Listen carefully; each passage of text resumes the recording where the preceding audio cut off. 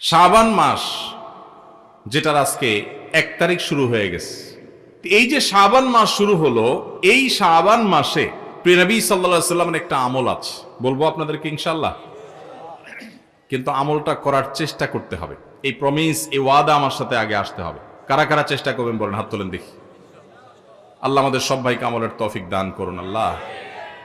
ভাইরা আমার, আমলটা হলো, আম্মা জান আয়েশা রাদিয়াল্লাহু তাআলা আনহা বলেছেন, মা রাআইতু রাসূলুল্লাহি সাল্লাল্লাহু আলাইহি ওয়াসাল্লাম ইসতাকমালা সিয়ামা শাহরিন কাত্তু ইল্লা রমাদান। আমি নবীজিকে পুরো মাস, শুরু থেকে শেষ পর্যন্ত গোটা মাস রোজা রাখতে দেখেছি একবার, শুধু বছরে একবার, সেটা হলো রমজান মাসে। বছরে শুধু একবার পুরো মাস রোজা রাখতেন, সেটার নাম কোন মাস? রমজান মাস। আর রমজানের পরে পুরো মাস না, তবে মাসের বেশিরভাগ দিন রোজা রেখেছেন তিনি, এটা দেখেছি শুধুমাত্র শাবান মাসে। কোন মাসে ভাই? শাবান মাস। আম্মা জান আয়েশা রাদিয়াল্লাহু তাআলা আরেকটা হাদিসে আছে, সেখানে তিনি বলেছেন, কানান নবী সাল্লাল্লাহু আলাইহি সাল্লাম ইয়াসুমু শাবানা ইল্লা কালিলা। নবীজি শাবানের পুরো মাস প্রায় রোজা রাখতেন, কয়েকটা দিন বাদে, শেষের কয়েকটা দিন বাদে প্রায় পুরো মাস রোজা রাখার চেষ্টা করতেন। একজন সাহাবী আছেন উসামা ইবনে যায়েদ রাদিয়াল্লাহু তাআলা আনহু, নাম শুনেছেন আপনারা? বাচ্চাদের নাম রাখার জন্য অনেক সময় আমরা নাম খুঁজে পাই না, টালটু, বল্টু, নানটু, সন্টু, দুনিয়ার সব আজগুবি আজগুবি নাম বাইর করি। উসামা কত সুন্দর মাধুর্যপূর্ণ একটা নাম। নবীজি সাল্লাল্লাহু আলাইহি সাল্লামের অত্যন্ত আদরের একজন সাহাবী যায়েদ রাদিয়াল্লাহু তাআলা আনহু, তার ছেলে উসামা ইবনে যায়েদ, নবীজি সাল্লাল্লাহু আলাইহি সাল্লাম নাতির মতো আদর করতেন, স্নেহ দিতেন, ছোট মানুষ ছিলেন। উসামা ইবনে যায়েদ রাদিয়াল্লাহু তাআলা আনহু, এই যে উসামার নামে নাম রাখতে পারেন ছেলেদের, উসামা সুন্দর। আমরা আজকাল শর্ট সংক্ষেপ নাম খুঁজি, নাম উসামা 3 অক্ষরের নাম রাখা যায়। তো যাই হোক, উসামা ইবনে যায়েদ রাদিয়াল্লাহু তাআলা আনহু তিনি বলেন, আমি নবীজি সাল্লাল্লাহু আলাইহি সাল্লামকে জিজ্ঞাসা করলেন, হে আল্লাহর রাসূল, তিনি বলেন যে আমি জিজ্ঞাসা করলাম, হে আল্লাহর রাসূল, মা লাম আরাকা তাসুমু ফি শাবান মা লা তাসুমু ফি গায়রি। আপনাকে দেখি আপনি শাবানে যত রোজা রাখেন অন্য কোন মাসে এত রোজা রাখেন না, কারণটা কি? হেতু কি? এই মাসে এত বেশি রোজা রাখার কারণটা কি? রোজার মাস তো রমজান মাস, কিন্তু শাবানে আপনি বেশি বেশি রোজা কেন রাখেন? নবীজি সাল্লাল্লাহু আলাইহি সাল্লাম তখন উসামা ইবনে যায়েদ রাদিয়াল্লাহু তাআলাকে বলেছেন 2টি কারণ। কটি কারণ? মনোযোগ দিয়ে শুনতে হবে কিন্তু। এই হাদিসটাই আপনি বাসায় গিয়ে আপনার মায়ের সাথে, আপনার স্ত্রীর সাথে, আপনার বন্ধু বান্ধবের সাথে যেন শেয়ার করতে পারেন, সেভাবে মনোযোগ দিয়ে শুনবেন। ওয়াজ মাহফিলের কথা বেশিরভাগই হারায় যায়, হারায় গেলে চলবে না ভাই। আমি কষ্ট করে ঢাকা থেকে আসছি, আমার ভাইয়েরা কষ্ট করে আয়োজন করেছেন, আপনারাও কষ্ট করে আসছেন, সার্থক হতে হবে, এখান থেকে নিয়ে যেতে হবে। হাদিসটা ভালো করে মনে রাখবেন। নবীজি সাল্লাল্লাহু আলাইহি সাল্লাম শাবান মাসে বেশি বেশি রোজা রাখতেন দেখে তার আদরের সাহাবী, নাতির মতো স্নেহ করতেন যাকে, উসামা ইবনে যায়েদ রাদিয়াল্লাহু তাআলা আনহু, তিনি প্রশ্ন করেছেন কাকে? নবীজিকে। কি প্রশ্ন করেছেন? যে হে আল্লাহর রাসূল, আপনাকে শাবানে এত বেশি রোজা রাখতে দেখি, অন্য কোন মাসে এত নফল রোজা আপনি রাখেন না, কারণটা কি? তখন নবীজি কয়টা কারণ বলেছেন? 2টা কারণ। নাম্বার 1, তিনি বলেছেন, যাকা শাহরুন ইয়াগফুলুন নাসু বাইনা রজব ওয়া রমাদান। শাবান মাসের 2 ধারে, 2 প্রান্তে 2টি মাস আছে, যে 2টি মাস অনেক মহিমান্বিত, মর্যাদাপূর্ণ। শাবানের আগের মাসটার নাম কি ভাই? রজব। এই রজব মাসটা মহিমান্বিত কোন কারণে? মেরাজের কথা বলছেন। রজব মাসটা কেন মর্যাদাপূর্ণ, কেন এর মর্যাদা বেশি? দেখেন, এত বড় মাহফিলের 2-4 জন মানুষও জানেন না, 2-4 জন মানুষও জবাব দিতে পারেননি, একজন থেকেও আসে নাই অডিয়েন্স থেকে, স্টেজ থেকে এক ভাই বলেছেন।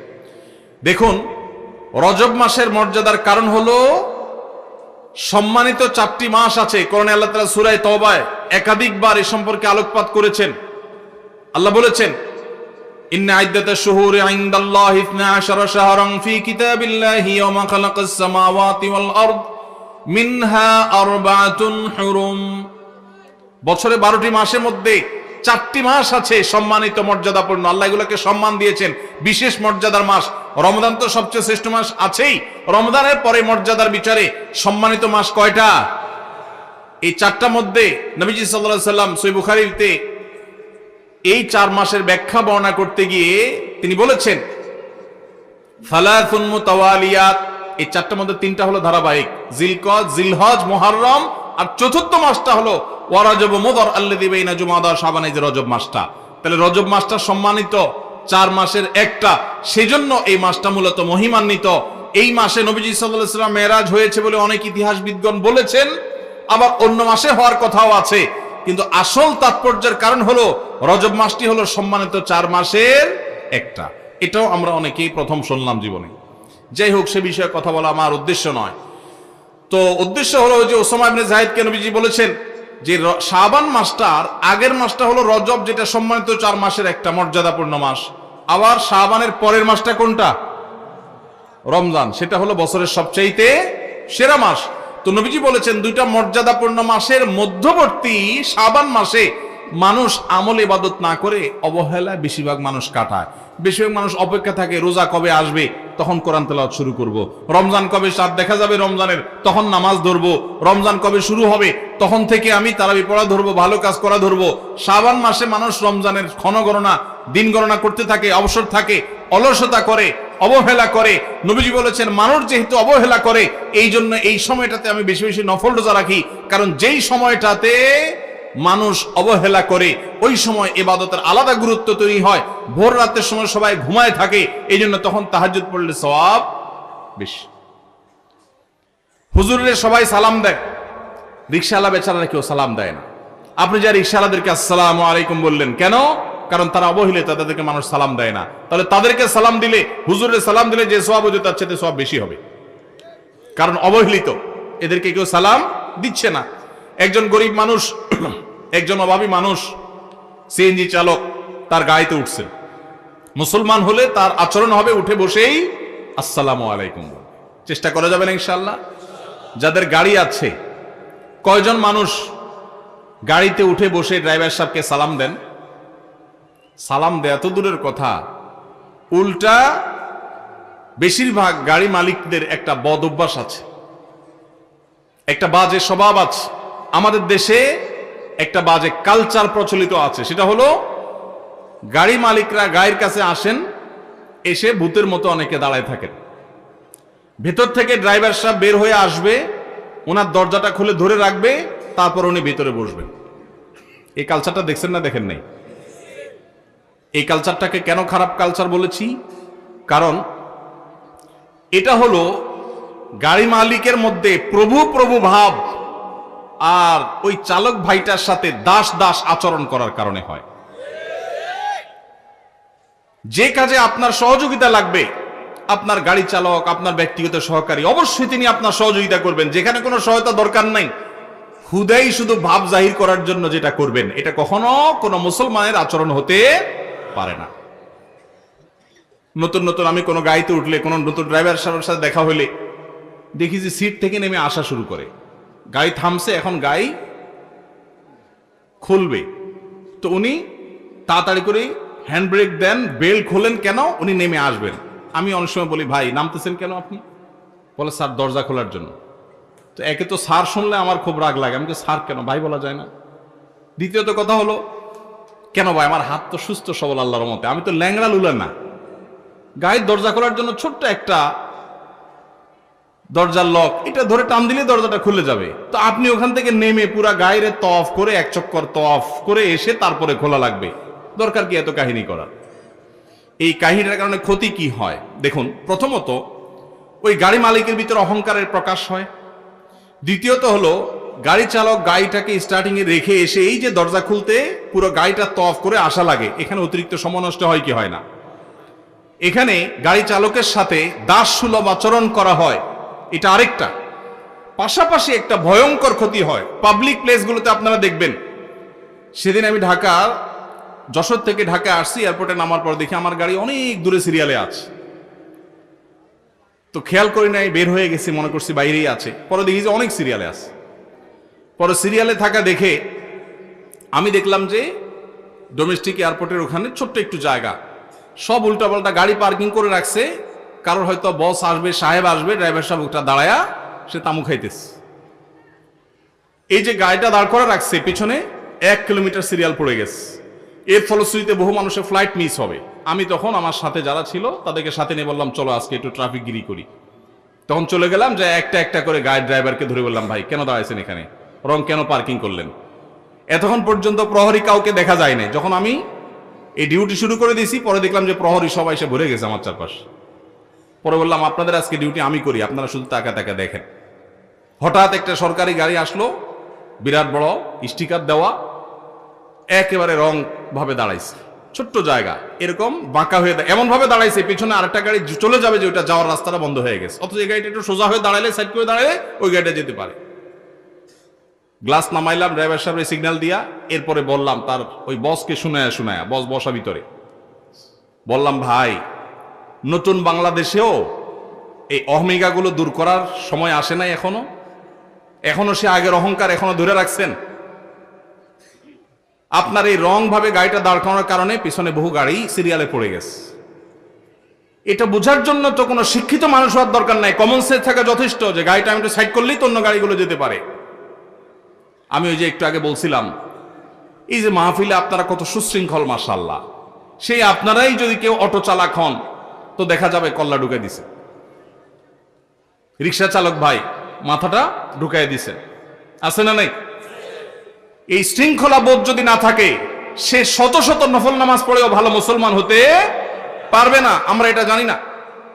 এই জন্য ভাই, আমাদের এই শৃঙ্খলা বোধ আমাদের মধ্যে জাগ্রত করতে হবে। চেষ্টা করা যাবে না ইনশাআল্লাহ?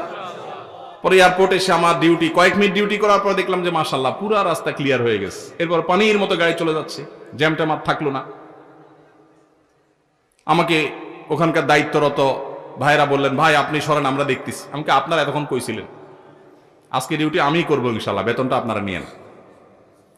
তো আলহামদুলিল্লাহ মানুষগুলো সরে গেছে। তো এই জন্য ভাই, এই শৃঙ্খলা বোধটা অনেক বড় একটা ব্যাপার। এই যে মাহফিল ছাড়বে, মাহফিল ছাড়ার পর হইচই করে সব হুজুর কোন দিকে যাইতেছে, এ বেটারে গিরে ফেলাবেন, ঠিক আছে না? যে বেটা আমাদের এলাকায় আসছে, একটু না হাতালে কেমনে হয়? ময়মনসিংহ গেছি মাহফিলে, দেখি যে জামা টানতেছে, কাপড় টানতেছে, কেউ কেউ পারলে পিঠ হাতে দিতেছে, কেউ পারলে শরীর হাতে দিতেছে। তাই বললাম, ভাই হুজুরদের বা যে কোনো মানুষকে সালাম দিলে সওয়াব হয় জানি, হাতে হাত মিলায় মুসাফা করলে সওয়াব হয় সেটাও জানি, হাদিসে আছে, কিন্তু শরীর হাতাইলে সওয়াব হয় এটা তো জানতাম না। এটা আবার কোন সওয়াব? তো এই যে আবেগের নামে আমরা ভুল কাজগুলো করি, এগুলো করা যাবে? করা যাবে না। আল্লাহ আমাদেরকে বোঝার তৌফিক দান করুন। তো বলছিলাম, নবী করিম সাল্লাল্লাহু আলাইহি সাল্লাম ওই যে আমল শিখিয়েছেন, শাবান মাসে মানুষ অবহেলিত থাকে, সেজন্য এই মাসে আমলের গুরুত্ব বেশি। অতএব যেই কাজটা মানুষ অবহেলিত করে, গাড়ির ড্রাইভার থেকে কথাটা আসলো, গাড়িতে উঠার পর চালককে সালাম দিবেন আসসালামু আলাইকুম করে। যে মালিক গাড়িতে উঠে বসে চালককে সালাম দিতে পারেন, সেই মালিকের মধ্যে অহংকার নাই ইনশাআল্লাহ, তিনি বিনয়ী মানুষ। আল্লাহ আমাদের সব ভাইদেরকে বিনয়ী হওয়ার তৌফিক দান করুন। ওই যে গাড়িগুলো ড্রাইভার সাহেবদের দরজা খুলে দাঁড়ায় থাকে, কালচারটাকে খারাপ কালচার বলছিলাম যে কারণে, সেটা এখনো শেষ হয় নাই। ওই এয়ারপোর্টের বিষয়টা যে আসলো, সেটা কেন আসলো? এক একটা গাড়িতে ধরেন আপনি এয়ারপোর্ট, হসপিটাল, স্কুল, কলেজ, বিভিন্ন পাবলিক প্লেসে অনেক গাড়ি সিরিয়াল ধরে ধরে আসছে, একটা একটা করে যাত্রী নামাচ্ছে আবার চলে যাচ্ছে। দেখা যায় যে বিরাট ভিড় হয়ে যায়। এই ভিড়ের যতগুলো কারণ থাকে, এর একটা হলো এই কালচার। কেন? কারণ গাড়িটা এসে থামছে, যদি গাড়ি মালিক বা গাড়ির আরোহী তিনি সাথে সাথে পট করে দরজাটা খুলে নেমে যান, শেষ হয়ে যায়। রং সাইডে নামলে অনেক সময় গাড়ি চালক এসে দরজা খুলতে হয়, কিন্তু যখন বাম সাইডে আপনি নামবেন তখন তো সাইড করা, দুর্ঘটনার কোনো ভয় নাই, তিনি দরজা খুলে নেমে যেতে পারেন। কিন্তু চালক হ্যান্ড ব্রেক দিয়ে বেলটা খুলে উঠে এসে গাড়িটার চক্কর দিয়ে তারপরে দরজাটা খুলে ধরবে, আপনি নামবেন, আবার দরজা আটকাবে, আবার সে তার জায়গায় গিয়ে বসবে, বসে গাড়ি টান দিবে। অতিরিক্ত সময় নষ্ট হয় কি হয় না? নামতে যত সময় লাগতো তার চাইতে 3 গুণ সময় অনেক সময় লেগে যায় এই প্রসিডিউর করতে গিয়ে। এটা করতে গিয়ে এক একটা গাড়িতে একজন মানুষকে ড্রপ করতে যদি লাগতো 1 মিনিট, সেটা লাগে 3 মিনিট। তাহলে এভাবে 50টা গাড়ি যদি যাত্রী নামায়, তাহলে 3 × 50 150 মিনিট নষ্ট হয়। এই 150 মিনিট যদি বেঁচে যেত তাহলে এই জায়গায় এই জ্যামটা হতো না। আমি কি বুঝাতে পারছি? এই জন্য যাদেরকে আল্লাহ তাআলা গাড়ি দিয়েছেন, আপনারা মনে কষ্ট নেবেন না। আল্লাহর ওয়াস্তে ভাবসাব ধরে ড্রাইভার এসে দরজা খুলে দাঁড়ায় থাকবে বৃত্তের মতো, গোলামের মতো, এই ছোট লোকের অপেক্ষা করবেন না। একটা হলো হাতে জিনিসপত্র আছে, বাচ্চা মানুষ, বৃদ্ধ মানুষ, বা ওইরকম মহিলা মানুষ, আস্ত দিব্যি একজন সুস্থ সবল মানুষ, 3 তলা থেকে হন হন করে নামতে নামতে আসলেন সিঁড়ি দিয়া, গায়ের কাছে এসে আপনি এখন প্যারালাইসিস হয়ে গেছে, আপনি এখন দাঁড়ায় রয়েছেন। এটা কোন স্বভাব ভাই? এই সংস্কৃতি, ওই যে গাড়ির মালিক ওই ভাব জাহির করতে হবে, এই সংস্কৃতি আমাদের দূর করতে হবে ইনশাআল্লাহ। এই জন্য গাড়ি মালিকদের নিয়ত করতে হবে। আশা করি আমরা এই চেষ্টাটা করব। তো আমি যেটা বলছিলাম, ড্রাইভাররা তাদেরকে সালাম দেন কিনা, কাজের লোকরা সালাম দেন কিনা, রিক্সা চালককে সালাম দেন কিনা? যদি দেন, তাদেরকে কেউ দেয় না, আপনি দেন, তাহলে অন্য মানুষকে, একজন হুজুরকে সালাম দিয়ে যে সওয়াব হবে, ওই যে অবহেলিত যাকে কেউ সালাম দেয় না, সেখানে সালামের কালচার যদি আপনি জিন্দা করেন, সওয়াব একটু বেশি হবে ইনশাআল্লাহ। তাহলে এই যে শাবান মাসে নবীজি বেশি বেশি রোজা রাখতেন, কেন? কারণ অবহেলিত মানুষ কেউ এটা করে না, এই জন্য তিনি বিশেষভাবে এই মাসে নফল রোজা রাখতেন। এই জন্য তার অনুসরণে আমরাও রাখবো। দ্বিতীয় কারণ তিনি বলেছেন কেন তিনি এই মাসে বেশি রোজা রাখেন, ওই যে উসামা ইবনে যায়েদ রাদিয়াল্লাহু আনহু 2টা কারণ বলেছেন। এর মধ্যে একটা হলো শাবান মাসটাতে মানুষ অবহেলিতা করে, আমল ইবাদত একটু কম করে, কারণ রমজান আসবে আসবে বলে অপেক্ষা করে, সেজন্য তিনি এই মাসে বেশি বেশি আমল করেন, কারণ অবহেলার টাইমের আমলের গুরুত্ব একটু বেশি। দ্বিতীয় কারণ হলো তিনি বলেছেন যাকা শাহরুন আও হুয়া শাহরুন তুরফাউ ফীহিল আমালু ইলা রাব্বিল আলামিন। শাবান মাসে বান্দার আমলনামা আল্লাহর কাছে উপস্থাপন করা হয়, ফেরেশতারা রিপোর্ট জমা দেয়। ফাউহিব্বু আন ইউরফা আমালি ওয়া আনা সাইম, নবীজি বলেছেন আমি চাই আমার আমলনামা যখন ফেরেশতাদের কাছে পেশ করা হবে তখন আমি যেন রোজাদার থাকি। কারণ আপনি কোথাও চাকরি করেন, সিরিয়াস ডিউটি করেন, একবারও আপনার বস আসে না, একটু মোবাইলটা মাত্র হাতে নিছেন ফেসবুকটা টিপার জন্য, আর তাকায় দেখেন পিছের দিকে বস এসে দাঁড়ায়, মেজাজটা কেমন লাগবে বলেন? খারাপ লাগবে না? আর আপনি অন্য সময় যাই করেন না করেন, খুব সিরিয়াস মুডে কাজ করতেছেন, পিছনে তাকায় দেখেন মালিক এসে দাঁড়ায়, কলেজেটা শান্তি হয়ে যাবে না? যাক মাশাআল্লাহ, এই বেচারা এসে আমরা যখন কাজে দেখবে বলবে বাবা খুব ভালো মানুষ, তো বেতন বাড়বে, তাই না? নবীজি সাল্লাল্লাহু আলাইহি ওয়াসাল্লাম বলছেন যে আমি শাবান মাসে বেশি বেশি নফল রোজা এই জন্য রাখি, ফেরেশতারা আমার সারা বছরের আমলনামা আল্লাহর কাছে রিপোর্ট জমা দেন, সারা বছর কি করেছি না করেছি তার সব হিসাব জমা দেন। আল্লাহ যখন আমার হিসাবের প্রতি মনোনিবেশ করেন, ওই অবস্থায় যদি আল্লাহ সুবহানাহু ওয়া তাআলা তিনি দেখতে পান যে তার বান্দা আমি রোজা আছি, তাহলে আল্লাহ একটু অনুগ্রহ করবেন। এই জন্য আমি এই মাসে রোজা রাখি। তাহলে নবীজি সাল্লাল্লাহু আলাইহি ওয়াসাল্লাম শাবান মাসের রোজা 2টা কারণ পাওয়া গেল। এক তো হলো গাফলতির সময়, সেজন্য তিনি রোজা রাখতেন। দ্বিতীয়ত হলো এই মাসে বান্দার আমলনামা পেশ হয়, সেজন্য তিনি রোজা রাখতেন। এই 2 কারণ আমাদের বেলায়ও আছে না নাই? তাহলে আমাদের রোজা রাখা উচিত না উচিত না? চেষ্টা করব তো ইনশাআল্লাহ। ভাইরা আমার, একটা প্রশ্ন আপনাদের মনে হইতে পারে, সেটা হলো আমরা তো শুনছি মানুষের আমলনামা সকালে বিকালে আল্লাহর কাছে জমা হয়, ফেরেশতারা জমা করে, আবার এখন শুনলাম শাবান মাসে জমা হয়, তাহলে 2 রকম হলো যে? এর উত্তর হলো আল্লাহ রাব্বুল আলামিনের কাছে আল্লাহর ফেরেশতারা মানুষের আমলনামাকে 3 ধাপে, 3 স্তরে, 3টা লেয়ারে, 3টা সময়ে আলাদা আলাদা ভাবে উপস্থাপন করে। একটা হলো প্রাত্যহিক রিপোর্ট, প্রাত্যহিক আমলনামা, ডেইলি, প্রতিদিনের আমলনামা সকাল এবং সন্ধ্যায়। সারা রাত আপনি কি করেছেন? ওয়াজ শুনেছেন না গান শুনেছেন? ভালো কাজ করেছেন না মন্দ কাজ করেছেন?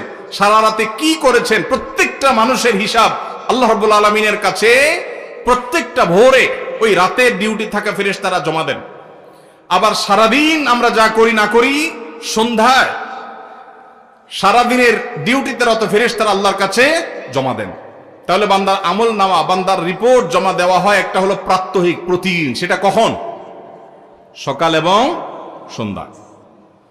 বান্দার আমলনামা জমা দেওয়া হয় আরেকটা লেয়ারে, সেটা হলো প্রত্যেক সপ্তাহে 2 দিন, সোমবার এবং বৃহস্পতিবার। নবীজি সাল্লাল্লাহু আলাইহি ওয়াসাল্লাম যেন সোমবার বৃহস্পতিবার রোজা রাখতেন, কারণ সোমবার এবং বৃহস্পতিবার বান্দার আমলনামা ফেরেশতারা আল্লাহর কাছে পেশ করেন। তাহলে একটা হলো ডেইলি আমলনামা পেশ, সেটা সকাল সন্ধ্যা। একটা হলো সাপ্তাহিক আমলনামা পেশ, সেটা হলো সোম বৃহস্পতি। আর একটা হলো বার্ষিক রিপোর্ট পেশ, সেটা কখন? শাবান মাস। বিভিন্ন অফিসে যারা চাকরি করেন, মাসের হিসাব দেওয়া লাগে একরকম, ডেইলির হিসাব দেওয়া লাগে আরেক রকম, বার্ষিক রিপোর্ট দেওয়া লাগে আরেক রকম, আছে না নাই? ঠিক একইভাবে আল্লাহ রাব্বুল আলামিনের কাছে আমাদের আমলনামা পেশ করা হয়। ভাইয়ের আমার, সেজন্য এই রিপোর্ট জমা দেওয়ার সময়গুলোতে বান্দা বিশেষভাবে আমলে মনোযোগী হবে। এই জন্য নবী সাল্লাল্লাহু আলাইহি ওয়াসাল্লাম বলেছেন ওয়াসাব্বিহু, আল্লাহ তাআলা বলেছেন কোরআনে কারীমে ওয়াসাব্বিহু বুকরাতাও ওয়া আসীলা, সকাল সন্ধ্যা আল্লাহর তাসবিহ পেশ করো। নবীজি সাল্লাল্লাহু আলাইহি ওয়াসাল্লাম সকাল সন্ধ্যা বিশেষ তাসবিহ পেশ করতেন, জিকির আজকার করতেন, দোয়া করতেন, আমল করতেন। কারণ এই যে আমল জমা দেওয়া হয়, আমলনামা জমা দেওয়া হয়। আবার সোমবার বৃহস্পতিবার রোজা রাখতেন, কারণ আমলনামা জমা দেওয়া হয়। আবার শাবান মাসে বেশি রোজা রাখতেন, কারণ আমলনামা জমা দেওয়া হয়। তাহলে আমলনামা জমা দেওয়ার তিনটা লেয়ার আছে, মনে থাকবে তো ইনশাআল্লাহ?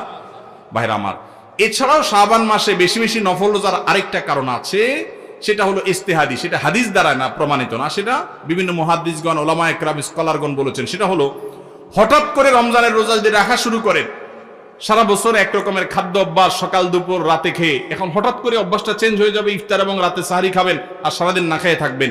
হঠাৎ করে 30 দিনের রোজা রাখতে কি আপনার কষ্ট হয় কিনা? অভ্যাসটা আগে থেকে যেন হয়, সেজন্য শাবান মাস থেকে কিছু কিছু নফল রোজা রাখতে হয়। এটা হলো ওয়ার্ম আপ, রিহার্সেল, প্রস্তুতিমূলক রোজা। এই জন্য ভাই, এই শাবান মাসে বেশি বেশি রোজা রাখবেন তো ইনশাআল্লাহ? পুরো মাসের প্রথম 15 দিন 20 দিন রোজা রাখার তৌফিক যদি নাও হয়, অন্তত একটা রোজা হইলেও নবীজির সুন্নাত আমল করতে গিয়ে আমরা কারা কারা করবো একটু হাত তুলে দেখি। একটা হইলেও রাখবেন ইনশাআল্লাহ। নিয়ত করছেন তো ইনশাআল্লাহ? সবে বরাতেরটা না, ওইটা বাদে একটা হইলেও রাখবেন। নিয়ত করছেন তো ইনশাআল্লাহ? আল্লাহ আমাদের সবাইকে আমল করার তৌফিক দান করুন। এই আমলটা যদি আপনারা করেন ভাইরা, হারিয়ে গেছে, সমাজে আলোচনা নাই, সেজন্য আমি আলোচনা করলাম। বিলুপ্ত হওয়া আমলগুলোর একটা শাবান মাসে বেশি বেশি নফল রোজা। চর্চা নাই, আমল নাই, আলাপ নাই, মানুষ ভুলে গেছে। আপনারা যে ঘরে ঘরে রাখেন, মানুষ জানবে, সুন্নাহটা জিন্দা হবে, ঘরে ঘরে আমলটা শুরু হবে। আপনি অন্য মানুষকে বলবেন একই কথা, তাকে উদ্বুদ্ধ করবেন, তাহলে নবী সাল্লাল্লাহু আলাইহি ওয়াসাল্লামের ওই হাদিসের ফজিলত পাবেন। আপনি মৃত সুন্নতকে জিন্দা করলেন, সেই সওয়াবটা পাবেন। চেষ্টা করা যাবে তো ইনশাআল্লাহ? তো এই মাহফিল থেকে আমি সামারি করছি, কথা তো অনেকই বললাম। দুটি জিনিস অন্তত আমরা সবাই সংকল্প করে নিয়ত করে যাব। মা বোনরা যারা শুনছেন, আপনারা যারা শুনছেন, সবাইকে বলছি, একটা হলো আজানের জবাব দেওয়ার কথা বলেছি, আর একটা হলো শাবান মাসে বেশি বেশি নফল রোজা রাখার প্রকার। 2টা 4টা 6টা। ভাইরা আমার, রোজা রাখলে মরে যাবেন না, মনে হয় যে সারাদিন না খায় কেমনে থাকবো। যারা নিয়মিত নফল রোজা রাখেন তারা জান পানির মতো সোজা, কোনো ব্যাপার না, আল্লাহর রহমত। একটু চেষ্টা করলেই হয়, একটু হিম্মত করলেই হয়। চেষ্টা করা যাবে তো ইনশাআল্লাহ? নিয়ত করা যাবে তো ইনশাআল্লাহ? আল্লাহ আমাদের সবাইকে আমলের তৌফিক দান করুন। জাযাকুমুল্লাহু খাইরা ওয়া আখিরু দাওয়ানা আনিল হামদুলিল্লাহি রাব্বিল আলামিন।